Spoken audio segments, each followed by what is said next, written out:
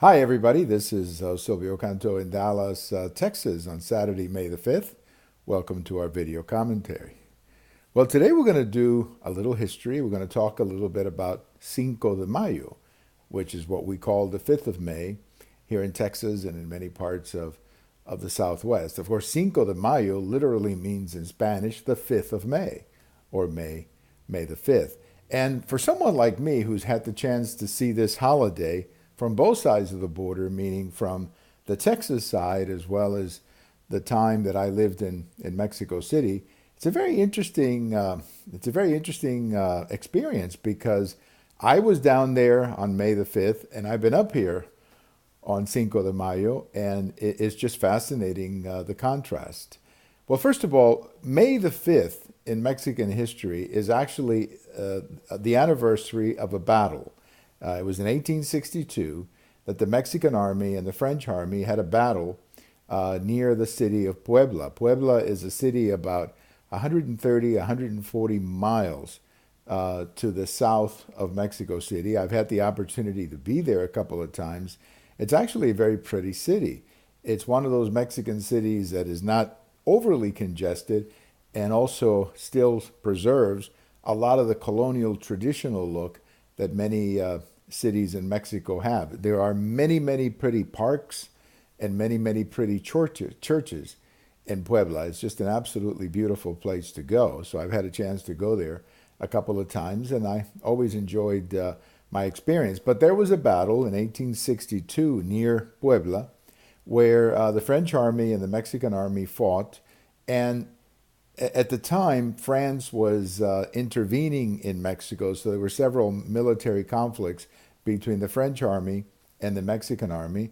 And even though this battle was not a strategic battle or a significant battle in the history of this particular intervention by the French, the bravery and the great work of the Mexican soldiers that day, in a sense, turned the tide against France, and France left Mexico 6 years later. So what Mexicans celebrate on this day is not a huge battle, but they celebrate an important battle in their history in the 19th century. And when you're down in Mexico, that's what you celebrate. So when I've been down in Mexico on May 5th, that's what they celebrate. They remember the soldiers of that battle of May 5th, maybe in the same way that we would remember, let's say, Guadalcanal, or that we would remember not necessarily D-Day, but something, a battle from the Civil War, or a battle from the First War or the Second World War. So that's kind of how they celebrate it down there. I remember a couple of times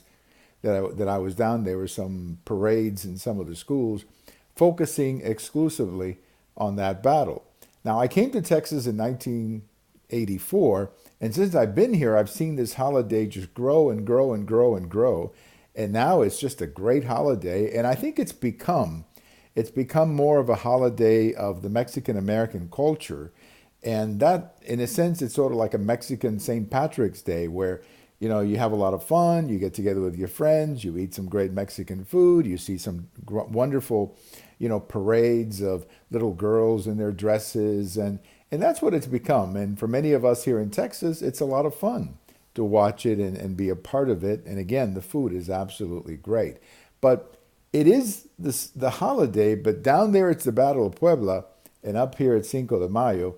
And we're really celebrating two different things, totally two different things. We have a great day here celebrating this day called Cinco de Mayo, and down there they celebrate the Battle of Puebla. No big deal, I guess, one way or the other, but it is interesting to see the contrast. And if you have any friends from Mexico and you tell them about Cinco de Mayo, they go, "What is that?"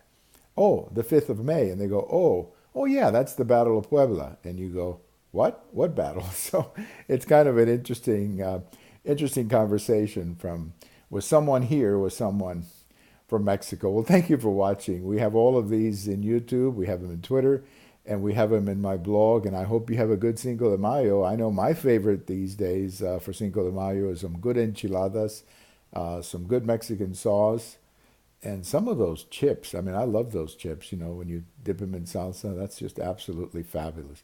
Have a great day, everybody. Have a happy Cinco de Mayo. Bye-bye, everybody.